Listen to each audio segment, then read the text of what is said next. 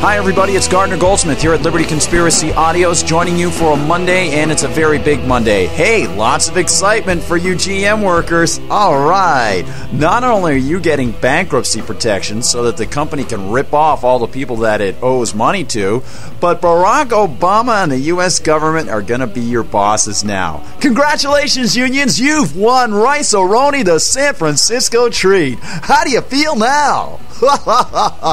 Glad you can work off of our backs. All right. People didn't buy your cars, but now we all have a stake in your company. That's wonderful. Great.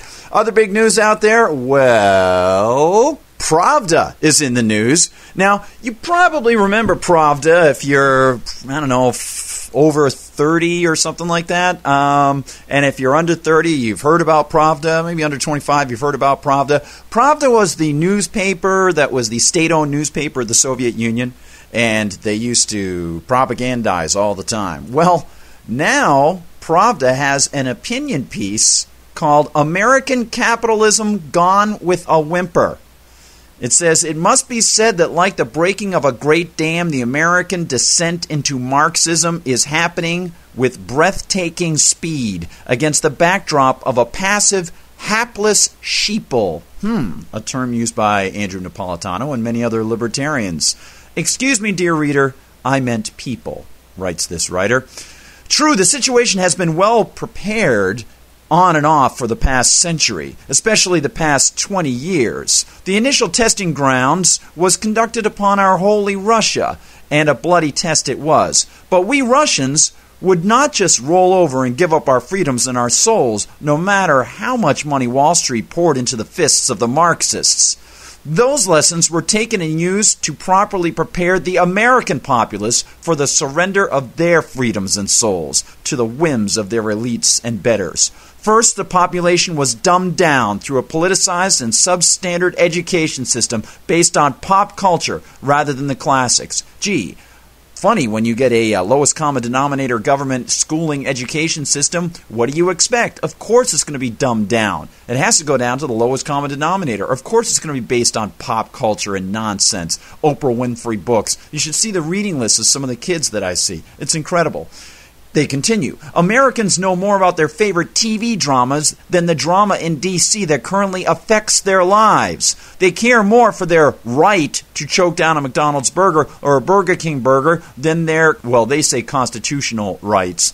What they should say is constitutionally protected rights, and put protected in quotes.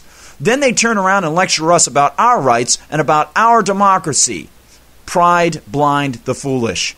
Then their faith in God was destroyed until their churches, all tens of thousands of different branches and denominations, were for the most part little more than Sunday circuses, and their televangelists and top Protestant mega-preachers were more than happy to sell out their souls and flocks to be on the winning side of one pseudo-Marxist politician or another. Oh yeah, we've seen that so many times, huh? Their flocks may complain, but when explained that they would be on the winning side, their flocks were ever so quick to reject Christ in hopes of earthly power. Oh yeah, that's a little message going out to some of the folks who have been involved in the evangelical community. Watch out where you get your money. The final collapse has come with the election of Barack Obama. His speed in the past 3 months has been truly impressive. His spending and money printing has been record-setting, not just in America's short history, but in the world.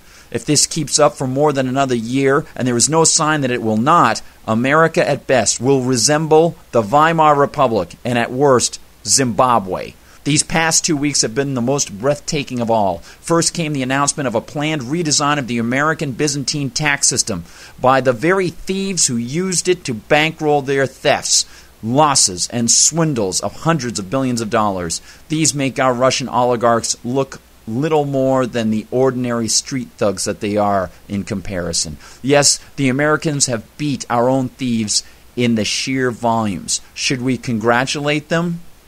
There's more. Let me go to page 2 here. I wanted to share this with you, conspirators. It's amazing.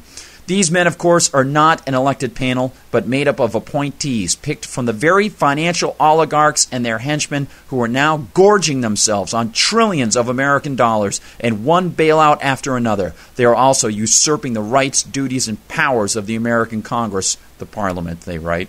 Again, Congress has put up little more than a whimper to their masters. This is coming from Pravda, folks, so don't mind some of the terminology. They sometimes mess up on the rights thing. It's all powers. There aren't any rights that Congress has, but we'll continue because the sentiment is very, very easy to understand. Then came Barack Obama's command that GM's president step down from leadership of his company. That is correct, dear reader. In the land of pure, quoted in quotes, free markets, the American president now has the power, the self-given power, to fire CEOs, and we can assume other employees of private companies at will. Come hither, go dither. The centurion commands his minions. So it should not be surprising that the American president has followed this up with a bold move of declaring that he and another group of unelected, chosen stooges will now redesign the automotive industry and will even be the guarantee of automobile policies. I am sure that if given the chance, they would happily try and redesign it for the whole world, too. Prime Minister Putin, less than 2 months ago, warned Obama and the UK's Blair not to follow the path to Marxism. It only leads to disaster. Well, we'll leave that standing. Apparently, even though we suffered 70 years of this Western-sponsored horror show, we know nothing, as foolish, drunken Russians, so let our wise Anglo-Saxon fools find out the folly of their own pride. Again, the American public has taken this with barely a whimper, but a free man whimper. So, should it be any surprise to discover that the democratically controlled Congress is working on passing a new regulation that would give the American Treasury Department the power to set fair maximum salaries, evaluate performance, and control how private companies give out pay raises and bonuses? Senator Barney Frank, and I'm going to edit out some of the things they say about Barney Frank's personal life, and his Marxist enlightenment has led this effort. He stresses that this only affects companies that receive government monies, but it is retroactive. And taken to a logical extreme, this would include any company or industry that has ever received a tax break or incentive. The Russian owners of American companies and industries should look thoughtfully at this and the option of closing their facilities down and fleeing the land of the red as fast as possible. In other words, divest while there is still value left. There's more to it. We have it linked over at the Liberty Conspiracy. Again, it's from a Russian perspective, so just keep that in mind. And you know, if that doesn't get you happy enough, if you're not pleased that GM has now been nationalized, or, you know, you're just not happy that the United States can actually be criticized by the former state-owned paper Pravda over in Russia, well, there's lots more. And this is a message going out to all the people who thought that Barack Obama was the peace and love candidate who was going to be growing poppies out of the White House and stopping the drug war and also stopping the other so-called wars. There's been a lot that we've discussed over the past week about Obama continuing in the same line as Bush and Cheney on things like rendition, things like holding people without any habeas corpus trials, contrary to the Boumediene decision of the Supreme Court, contrary to the actual wording of the Constitution, which is that Congress can't cede any of its delegated powers, even though it can create the court system beneath the Supreme Court and above the state courts. They have ceded the power to selectively lift the writ of habeas corpus and given it to the president in these cases, patently unconstitutional. We're in an undeclared military conflict, which is not a war, patently unconstitutional.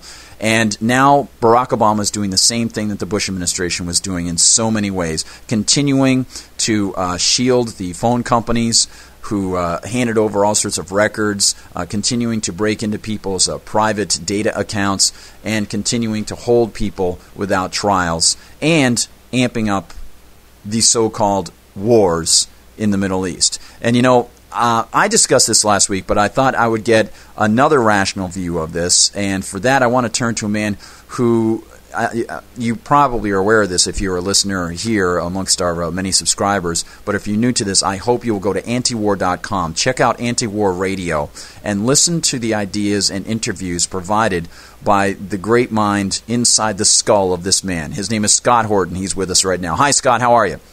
Hi, I'm great. Thanks for the great introduction there. My pleasure, sir. No problem at all. It was funded partially through the Corporation for Public Broadcasting, so, thank you very much. And the Rockefeller Brothers Fund, right? Yes, exactly. And Johnson & Johnson